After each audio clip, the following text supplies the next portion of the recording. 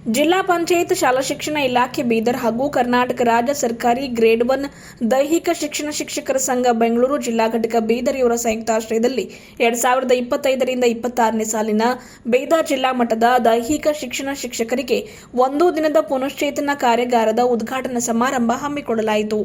ಶಾಲಾ ಶಿಕ್ಷಣ ಇಲಾಖೆ ಉಪನಿರ್ದೇಶಕರು ಎಚ್.ಜಿ. ಸುರೇಶ್ ಅವರು ಕಾರ್ಯಕ್ರಮ ಉದ್ಘಾಟಿಸಿ ಮಾತನಾಡಿ, ಶಾಲೆಯಲ್ಲಿನ ಮುಖ್ಯ ಶಿಕ್ಷಕರು ಎಷ್ಟು ಮುಖ್ಯನೋ ಆ ಶಾಲೆಯಲ್ಲಿನ ದೈಹಿಕ ಶಿಕ್ಷಕರು ಕೂಡ ಅಷ್ಟೇ ಮುಖ್ಯ ಆಗಿರ್ತಾರೆ. ಇವರಿಬ್ಬರು ಒಂದೇ ನಾಣ್ಯದ ಎರಡು ಮುಖ ಎಂದರು.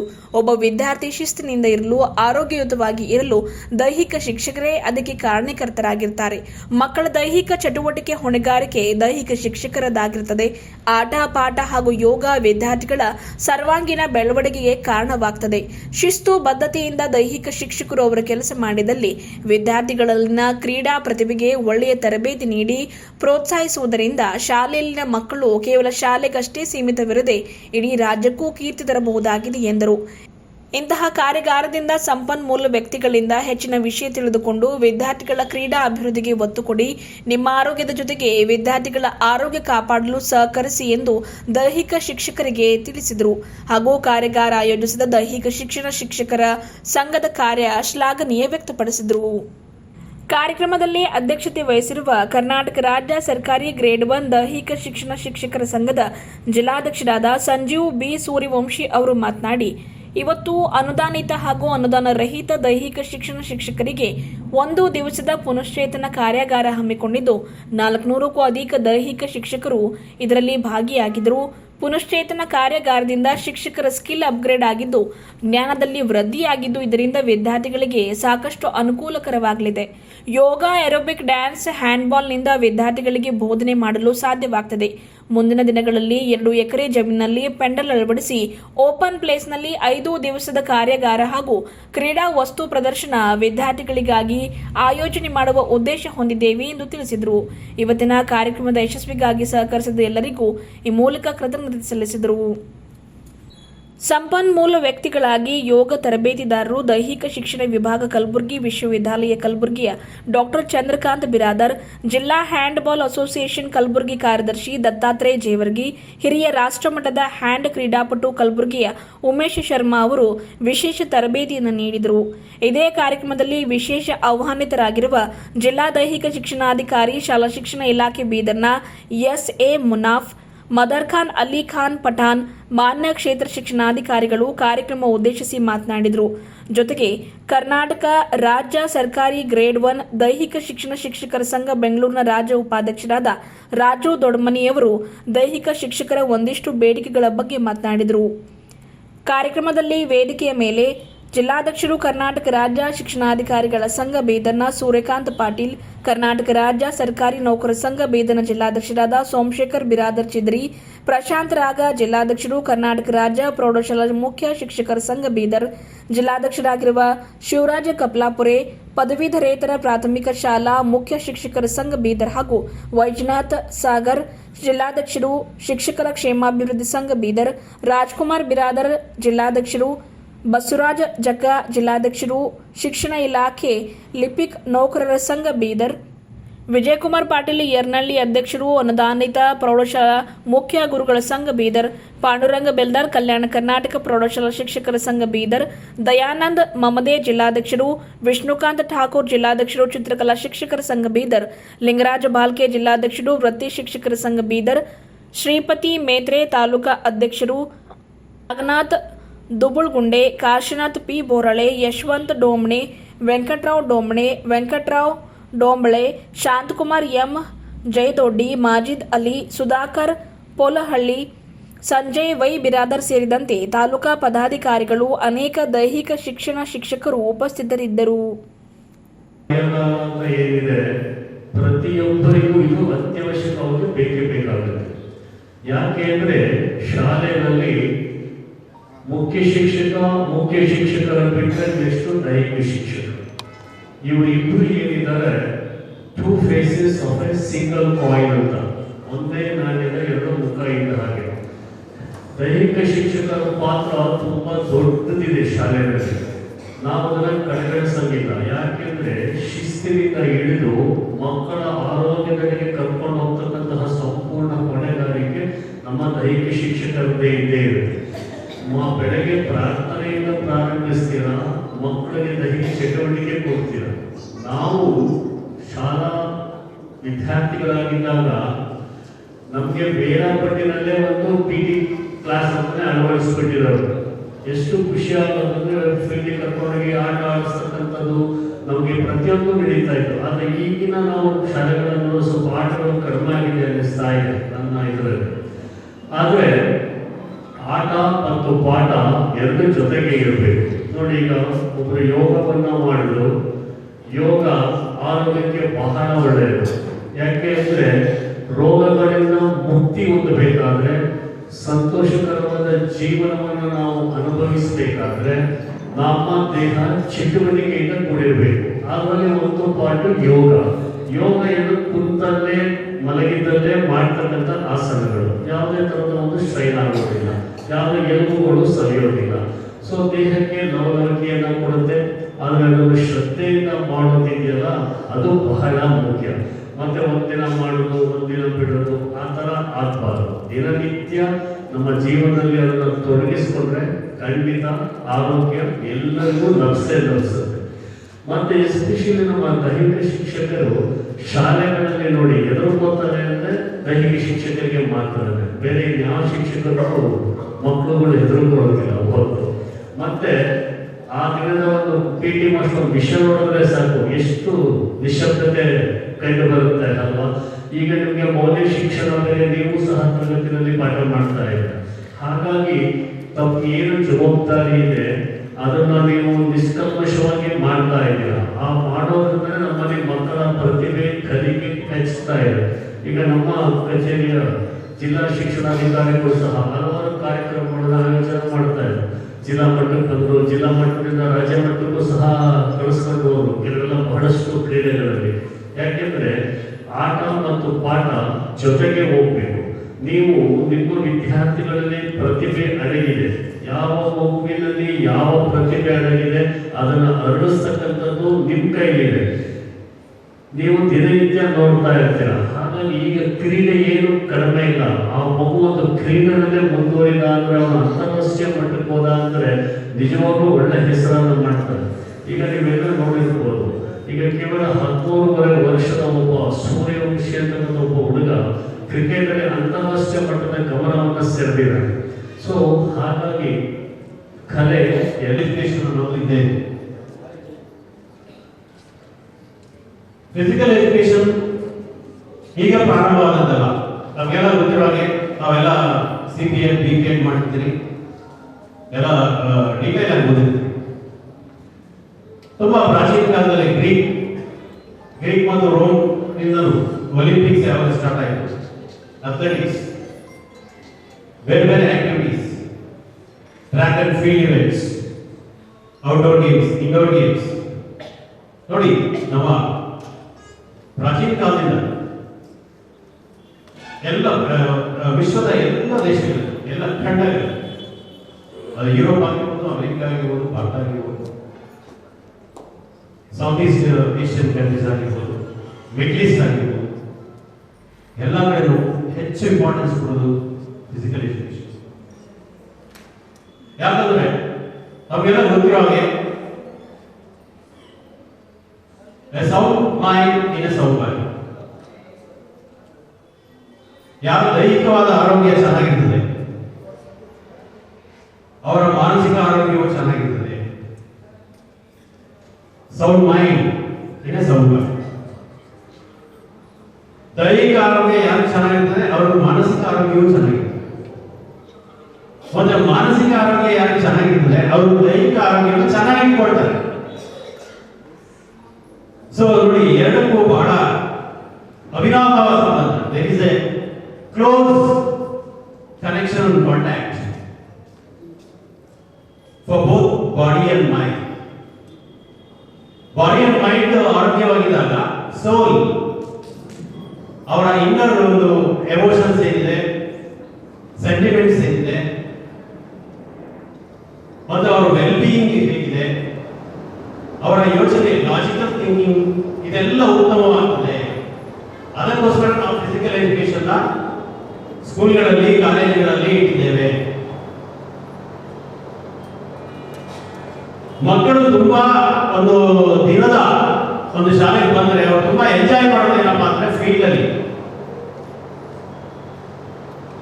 90% students will enjoy sports activities, athletic activities, track and field events, group events ಏನಿದೆ ಅದು, ಇಂಡಿವಿಜುವಲ್ ಇವೆಂಟ್ಸ್, ಅದರಲ್ಲೆಲ್ಲ ತುಂಬಾ ಚೆನ್ನಾಗಿ ಆಕ್ಟಿವೇಟ್ ಮಾಡ್ತಾರೆ.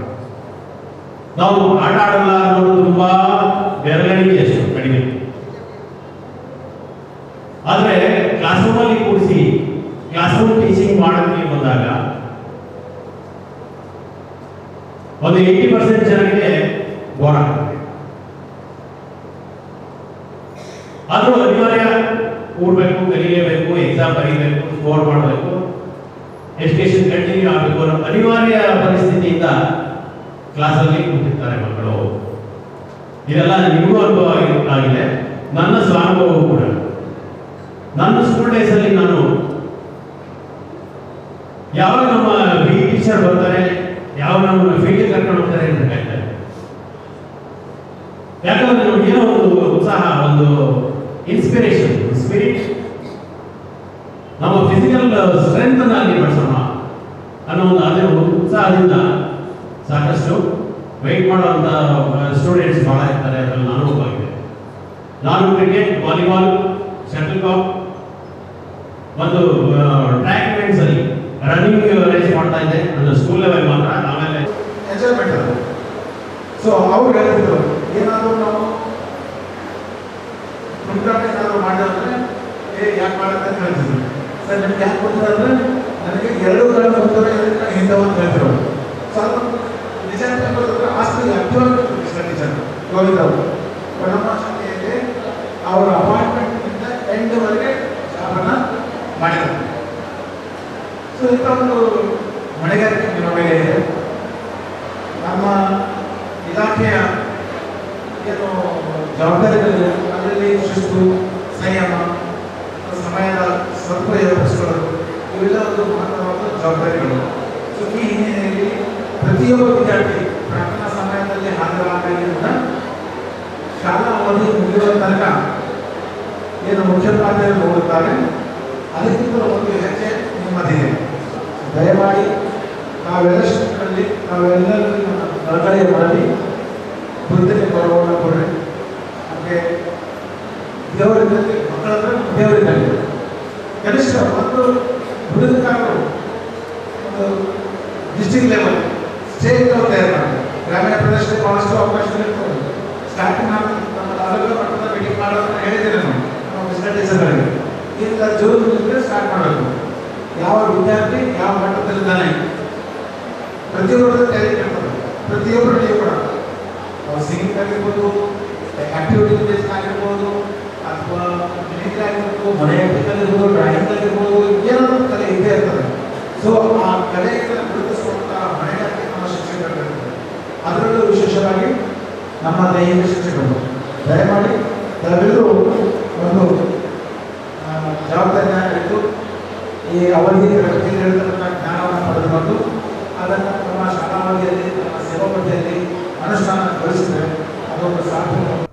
ಕರ್ನಾಟಕ ಸರ್ಕಾರ, ಜಿಲ್ಲಾ ಪಂಚಾಯತ್, ಶಾಲಾ ಶಿಕ್ಷಣ ಇಲಾಖೆ ಬೀದರ್ ಹಾಗೂ ಕರ್ನಾಟಕ ರಾಜ್ಯ ಸರ್ಕಾರಿ ಗ್ರೇಡ್ 1 ದೈಹಿಕ ಶಿಕ್ಷಣ ಶಿಕ್ಷಕರ ಸಂಘದ ಸಂಯುಕ್ತಾಶ್ರಯದಲ್ಲಿ ಇಂದು ಬೀದರ್ ಜಿಲ್ಲಾ ಮಟ್ಟದ ಒಂದು ದಿನದ ಕಾರ್ಯಾಗಾರವನ್ನು ಸರ್ಕಾರಿ ಅನುದಾನರಹಿತ ದೈಹಿಕ ಶಿಕ್ಷಣ ಶಿಕ್ಷಕರಿಗೆ ಓಡಿ ಸೌಲಭ್ಯವನ್ನು ಕೊಟ್ಟು ನಮ್ಮ ಮಾನ್ಯ ಉಪನಿರೀಕ್ಷಕರು ಜಿಲ್ಲಾ ವತಿಯಿಂದ ಓಡಿ ಸೌಲಭ್ಯ ಮಾಡಿದ್ದು ತುಂಬ ಸಂತೋಷ ಆಗಿದೆ.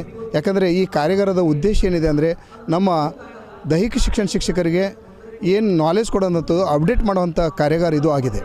ಯಾಕಂದರೆ ಪುನಶ್ಚೇತನ ಕಾರ್ಯಾಗಾರ ಮಾಡೋದ್ರಿಂದ ಬರುವ ದಿನಗಳಲ್ಲಿ 2026-27ನೇ ಸಾಲಿನಲ್ಲಿ ಯೋಗದಾಗಲಿ, ಹ್ಯಾಂಡ್ಬಾಲ್ ಆಗಲಿ ಮತ್ತು ಏರೋಬಿಕ್ ಡ್ಯಾನ್ಸ್ ಆಗಲಿ ಇಂಥ ಒಂದು ನಿಯಮಗಳನ್ನು ಬದಲಾವಣೆ ಆದಾಗ ನಮ್ಮ ಶಿಕ್ಷಕರಿಗೆ ಒಂದು ಒಳ್ಳೆಯ ಜ್ಞಾನವನ್ನು ಕೊಟ್ಟಾಗ ಅವರು ಶಾಲೆಯಲ್ಲಿ ಮಕ್ಕಳಿಗೆ ಒಳ್ಳೆಯ ರೀತಿಯಿಂದ ಬೋಧನೆ ಮಾಡಲಿಕ್ಕೆ ಅನುಕೂಲ ಆಗುತ್ತೆ ಅನ್ನೋಂಥ ಒಂದು ಉದ್ದೇಶದಿಂದ ಯಾವುದೇ ಸ್ವಾರ್ಥ ಇಲ್ಲದೆ ಯಾರಿಗೂ ಕೈ ಚಾಚದೆ ನಮ್ಮ ಸಂಘದ ಪದಾಧಿಕಾರಿಗಳು, ನಮ್ಮ ತಾಲೂಕಾ ಸಂಘದ ಪದಾಧಿಕಾರಿಗಳು, ಜಿಲ್ಲಾ ಸಂಘದ ಪದಾಧಿಕಾರಿಗಳು ಕೂಡಿ ಆರ್ಥಿಕ ಒಂದು ಏನಿದಕ್ಕೆ ಹೊರೆ ಆಗುತ್ತೆ ಅದಕ್ಕೆ ನಾವು ಸಂಘದ ವತಿಯಿಂದ ಭರಿಸಿ ಇವತ್ತು ಅದ್ಧೂರಿಯವಾಗಿ ನಮ್ಮ ದೈಹಿಕ ಶಿಕ್ಷಕರಿಗೆ ಒಗ್ಗಟ್ಟು ಮಾಡಿ ನಾವು ಈ ಕಾರ್ಯಾಗಾರನ ಮಾಡ್ತಾಯಿದ್ದೀವಿ. ನನಗೆ ಬಹಳ ಸಂತೋಷ ಆಗ್ತಾ ಇದೆ. ಈ ಕಾರ್ಯಕ್ರಮದಲ್ಲಿ ಮಾನ್ಯ ಉಪನಿರೀಕ್ಷಕರು ಎಚ್ ಜಿ ಸುರೇಶ್ ಅವರು ಕೂಡ ಉಪಸ್ಥಿತಿದ್ದರು. ಜೊತೆಗೆ ಡೈಟಿನ ಪ್ರಾಂಶುಪಾಲರು ಮತ್ತು ಉಪನಿರೀಕ್ಷಕರು ಅಭಿವೃದ್ಧಿ ಜಿಲ್ಲಾ ಶಿಕ್ಷಣ ಮತ್ತು ತರಬೇತಿ ಸಂಸ್ಥೆ ಬೀದರ್ ಇವರು ಕೂಡ ಈ ಕಾರ್ಯಕ್ರಮದಲ್ಲಿ ಉಪಸ್ಥಿತಿದ್ದು ತುಂಬ ಶೋಭೆಯನ್ನು ಕೊಟ್ಟಿದ್ದಾರೆ. ವಿಶೇಷವಾಗಿ ಈ ಕಾರ್ಯಾಗಾರಕ್ಕೆ ನಾವು ಯಾವಾಗ ನಮ್ಮ ಸರ್